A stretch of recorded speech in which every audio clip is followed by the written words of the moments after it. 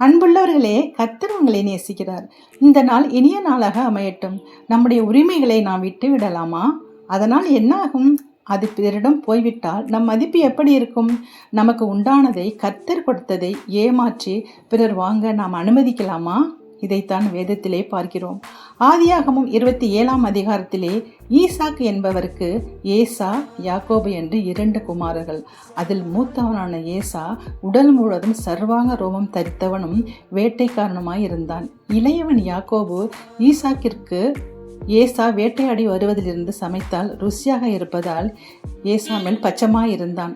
ரெபாக்காலாகிய அவன் மனைவிக்கோ யாக்கோபு மேல் பிரியம். ஈசாக்கு முதிர் வயதுடனான போது ஏசாவை அழைத்து, எனக்கு இன்ன நாளில் மரணம் வரும் என்று தெரியாது. நீ வேட்டையாடி ருசியாக சமைத்து கொண்டு வா, நான் உன்னை ஆசீர்வதிக்க வேண்டும் என்றான். இதை கேட்ட ரெபேக்காள் யாக்கோபிடம், உன் தகப்பன் இன்ன பிரகாரமாக ஏசாவிடம் சொன்னார், நீ நான் சொல்வதை கேள். நீ உடனே ஆட்டு மந்தையில் ஒரு வெள்ளாட்டு குட்டியை பிடித்து வா, நான் ருசியாக சமைத்து தருகிறேன். நீ உன் தகப்பனிடத்தில் கொண்டு போய் நீர் யார் என்று அவர் கேட்டால் நான் ஏசா என்று சொல் என்றான். அதற்கு யாக்கோபு, ஏசா உடல் முழுவதும் ரோமம் உள்ளவன், என்னை தடவி பார்த்து கண்டுபிடிப்பாரே என்றான். அதற்கு ரெபேக்காள், நான் சொன்னபடியே செய் என்று சொல்லி அவன் கொண்டு வந்த ஆட்டுக்குட்டியை ருசியாக சமைத்து கொடுத்து அவனுக்கு ஏசாவின் வஸ்திரங்களை உடுத்தி கைகளில் ரோமத்திற்காக ஆட்டுத்தோலையும் போர்த்து அனுப்பினாள். யாக்கோபு ஈசாக்கிடம் போனபோது, நீ யார் என்று கேட்டார். அதற்கு நான் ஏசா என்றான். அவனுக்கு தடவி பார்த்து சந்தேகம் வந்தாலும் கண் தெரியாததால் அவனை இப்படி ஆசீர்வதித்தார். தேவன் உனக்கு வானத்து பணியையும் பூமியின் கொழுமையையும் தானியத்தையும் திராட்சரசத்தையும் தந்தருடுவாராக என்றான். யாக்கோபு போனபின் ஏசா வேட்டையாடி சமைத்து கொண்டு வந்தான். அப்போது ஈசாக்கு, நீ யார் என்று கேட்டான். நான் ஏசா என்ற போது மிகவும் நடுங்கி, உன் சகோதரன் உன் ஆசீர்வாதத்தை ஏமாற்றி வாங்கி சென்று விட்டானே என்றார். ஏசா, யாக்கோபு என்னை இதுவரை 2 முறை ஏமாற்றிவிட்டான்.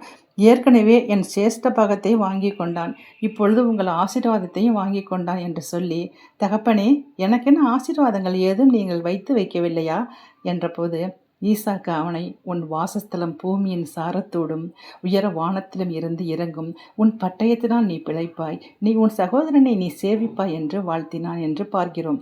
எப்படி ஏமாற்றி யாக்கோபு ஆசீர்வாதத்தை, அதுவும் முதல் தரமானதை வாங்கிவிட்டான் பார்த்தீர்களா? நாம் அப்படி இருக்கலாகாது என்றுதான் வேதம் சொல்கிறது. நமக்கு தேவன் அப்படிப்பட்ட சூழ்நிலையை தராமல் காப்பாராக. இப்போது நாம் சிறு ஜெபம் செய்யலாமா? அன்பின் பரலோக பிதாவே, ஏசா போல் ஆசீர்வாதத்தின் மேல் ஆசீர்வாதத்தை இழந்து விடாமல் உண்மையிலும் மனத்தாழ்ச்சியிலும் எங்களுக்கு கிருபை தாரும். எங்கள் மூத்தோர் பிறப்புரிமையான ரட்சிப்பு, சமாதானம் இவற்றை ஒருவேளை சோற்றுக்காகவும் உலக ஆசைகளுக்காகவும் கோபத்துக்காகவும் இழந்துவிடக்கூடாது. எங்கள் குடும்பத்தையும் எங்கள் பிள்ளைகளையும் எங்களுக்குள்ள யாவற்றையும் உங்கள் பெரிய திட்டத்தில் நடத்தும். இயேசுவின் நாமத்தில் ஜெபிக்கிறோம் நல்ல பிதாவே, ஆமென். நீங்களும் ஆமென் சொல்லுங்க. ஆம் சகோதர சகோதரிகளே, எதையும் எந்த உரிமையும் நாம் அலட்சியமாக விட்டு விடாதபடி காத்துக்கொள்வோம். யாரையும் ஏமாற்றி கிடைக்கும் எதுவும் நிலைக்காது தானே. கர்த்தர் மேல் நம்பிக்கையாக இருந்தால் நமக்கும் வானத்து பணியையும் பூமியின் கொழுமையையும் மற்ற அனைத்தையும் நமக்கு தேவன் தராமல் இருப்பாரா? நாம் உத்தமத்தில் நடந்து நம் ஆசீர்வாதங்களை பெற்றுக்கொள்வோமா?